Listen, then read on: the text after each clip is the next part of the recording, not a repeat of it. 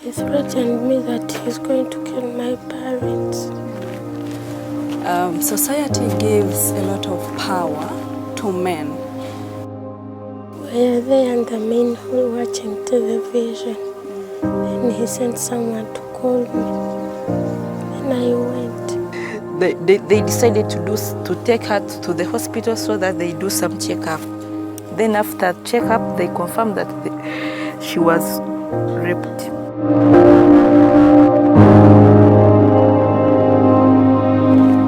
This 12-year-old girl, whose identity shall remain anonymous, is set to sit for her primary leaving examinations in November this year.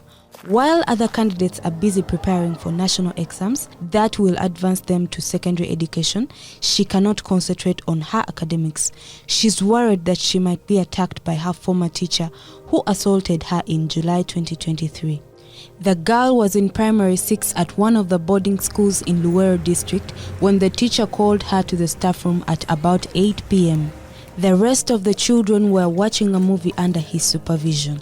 The teacher had befriended her by providing calls for the pupil to communicate with her mother back home. According to the victim, the teacher called her to the staff room to provide a phone so she could speak to her mother. Instead, he switched off the lights and forced her into sexual intercourse. The victim also says he threatened to kill her and her parents should she make any noise or tell anyone what happened. We were there in the main hall watching television. Then he sent someone to call me. Then I went and called for my mother. I talked to her after she said, first sit there. And after started telling me that he will kill my parents if I don't do what he wanted. Examinations conducted at Luweero District Hospital confirmed penetration and rupture of her hymen. The suspect was arrested and later released on bail, but more than a year later, he is still at liberty as the case has not yet concluded. Her mother says she has also received threats trying to intimidate her into giving up on the pursuit of justice. I reported that case last year in January 2023. It's almost 1 full year and some month. They don't even care to see over how the file was handled, over what. Just they are doing their things as they want. For now, what I can say, I'm not ready to withdraw any case. Even if it takes years and years, I will not get tired because I'm fighting for what I know it is the truth. Even if they have money, even if they are going around giving each and everyone who is willing to help me money, I don't have any money to give anyone or any person who is willing to help me. But for me, I will fight for what I know is the truth. This kind of experience is an everyday story in the lives of many Ugandan mothers and girls. Defilement ranks among the top 5 widely committed crimes in the country, yet access to justice is not only slow but frustrating due to prolonged investigations, cases that take years to get decisions, and a loss of trust in the judicial system, partly due to corruption. When it comes to our community systems, sometimes in some cultures don't want to have a mention of defilement. And because these are people who are trusted, these are people who have control of our children, sometimes they don't want to offend them in one way or the other. And then also there can be an exchange of money or items when it happens. In the case of the 12-year-old girl from Luweero, even getting proper treatment from her injuries was a struggle. A letter dated July 18, 2023 from the Probation and Social Welfare Office in Luweero asked the person in charge of the hospital to investigate and take action for professional negligence due to the failure to manage a defilement case through the administration of PEP or post-exposure prophylaxis and other treatments. The victim only received medication from a private hospital in Kampala following complications 1 month later. Medical records from Zambia Hospital indicate that the victim presented with LAP on urination and passing foul-smelling urine. Foul pus and a torn hymen ring were also observed. Section 129 of the Penal Code Amendment Act of Uganda defines defilement as unlawful sexual intercourse with a person under the age of 18. The Act further establishes aggravated defilement when the victim is below the age of 14 years or when the act is committed by a person of authority over the victim. The felony can be proved in court by testimony from the victim or witnesses, medical evidence submitted through Police Form 3A, and circumstantial evidence. Upon conviction, this attracts a maximum sentence of life imprisonment. 211 cases involving teachers defiling children at school were reported in 2023. 142 cases involved children in primary education and 69 at secondary level. There are several reasons why these cases make slow progress through Uganda's justice system. Some victims fear to report cases, while others lose faith in the system and decline to testify due to delays and feeling powerlessness amid societal pressure and coercion to resolve grievances informally away from the courts. Human rights lawyer Eria Luyimba Zinalukola recalls a case where police issued an incorrect case file number to a victim. As a result, the victim's parents were unable to get justice. This girl was defiled to the extent that she even fainted. By the time she came back to life, to normal, there was a boy standing near her. And so the teachers came up with a story that the girl was defiled by a fellow pupil at that school, which was not true. She was examined, but the expert, upon examining the wounds, the injuries, they could not have been inflicted upon her by a fellow child, but rather a man. But when they were following up the case, which had been reported, the parents were shocked to learn that the case which was meant for defilement, the contents in there, it was theft. In Uganda's justice system, all criminal cases are handled by the Directorate of Public Prosecutions. Private lawyers can only follow proceedings and guide victims where necessary, but have no jurisdiction to handle such files. Another problem is that families are sometimes unwilling to pursue prosecutions, assuming that the poor can barely get justice due to the prolonged legal process and long distances trekked to follow up court sessions. And we have had cases where a parent is negotiating for the offender, because the offender is a rich man sometimes. In July 2024, a primary 7 candidate at a government-aided school in Buiko district was defiled by a teacher. The teacher took advantage of the victim's punctuality at school and offered to coach her in the mornings. On the day in question, he invited her to his residence for coaching and sexually assaulted her.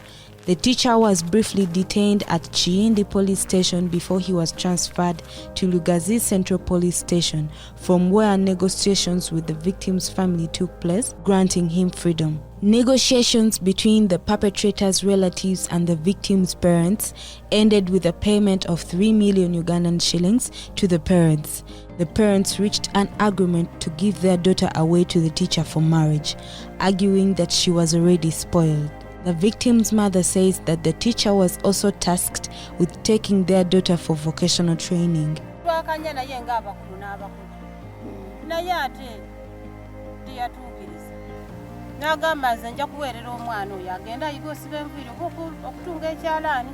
Local leaders, along with the justice system in the district and the school administration, as well as the police authorities, where the suspect was held for more than a week, allowed this illegal exchange to take place without the victim's consent. At the time of publication, we established from our sources that the teenage girl has since suffered domestic violence due to accusations of inability to fulfill marital duties and has been chased away from her first husband's home. As a result, she suffered a miscarriage. The victim had registered for her final primary leaving exams. However, given these circumstances, she will likely not sit them. Kitegeeza omwana ono future ye ejja kubeera erinnyiriddwa era tajja kubeera successful mu nsi muno. Kati kyensaba nti tukwatire wamu okulaba ng'omwana omuwala ono ataneetuuka tusala amagezi ag'ekika ekyawaggulu mu nteeseganya awo. An independent survey conducted in 2022 by the National Association of Women Judges in Uganda assessed justice delivery for victims of defilement over the past 13 years. The survey reveals that there is lack of technical capacity among police officers to investigate defilement cases. Corruption and witness tampering were also key factors affecting the chances of justice. Nalukola and other child rights defenders agree with this assessment, adding that power imbalances and a culture of silence make the problem worse. But why do school environments meant to provide safe spaces for all learners turn against girls? Joyce Namigade, the Probation and Child Welfare Officer for Luwero District, has handled hundreds of these cases. She gives her view on their causes. I think the schools are not screening the staff to a satisfactory level, because these days you find a school has what we would call teachers, but ideally they are not trained, they are not professionals, they're not going to the training schools. They just basically handpicked because maybe somebody finished primary senior 4 or senior 6, they are good at teaching English or mathematics. They don't have the professional ethics to handle children. The judicial system has set up special high court sittings to expedite cases related to sexual violence. In these court sessions, it has been established that teachers primarily defile girls in the following contexts: school trips, evening reading classes or preps, private coaching hours, private consultations in their offices, teachers asking learners to clean their houses, school toilets, and during co-curricular activities. The majority of victims are underprivileged children. Raising Voices, a children's advocacy organization, has conducted observational studies recently to analyze sexual violence in schools. Tabitha Subi, the program's manager, says teachers have normalized sexual harassment in schools and victim blaming. They're teaching about a science subject and they're giving an example, but they're using sexual comments,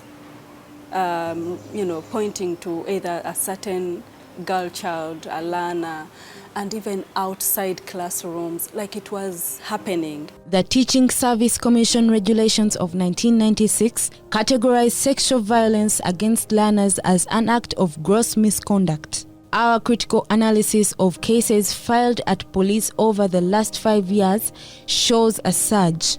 Primary schools where learners are aged 13 and below and underprivileged children are most affected. 2019 had 177 cases, with 113 in primary school and 64 in secondary.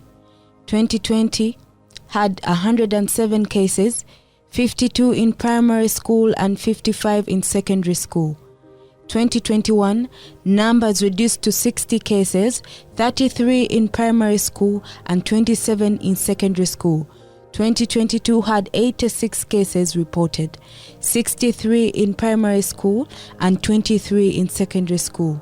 2023, numbers shoot up to 211 cases, 142 in primary school and 69 in secondary. In August this year, the government tabled the National Teacher Bill 2024 in Parliament. If passed into law, it will establish a National Teacher Council to regulate teaching professions, which will have the authority to revoke a teacher's academic tenure in cases of gross misconduct. Given the ongoing trends in schools and within communities regarding justice systems, children are encouraged to speak up until their matters are resolved. It is not right for child defilement, for sexual harassment to be treated as a traditional matter. It is not. You're destroying the young people's future. So we encourage the young people, speak out, shout out loud until you're heard. Children's defenders have proposed measures if Uganda is to end this epidemic affecting schoolgirls.